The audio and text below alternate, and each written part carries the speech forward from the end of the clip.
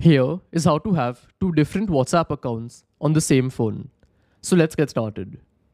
The first thing you have to do is open WhatsApp and then click on your profile picture on the top right. Then next to your name, you'll see a plus icon.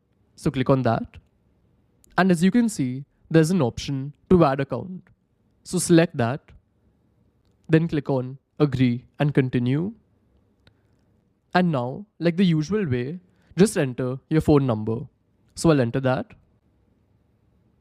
and click on next.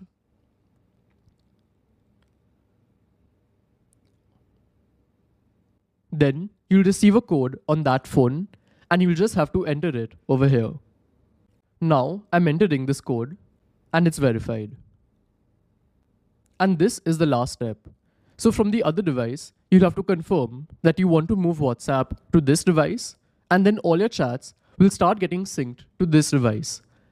And once this is done, the same way we added the device by clicking on the profile picture and the plus button, over here, you'll see two different accounts and you can keep switching between them.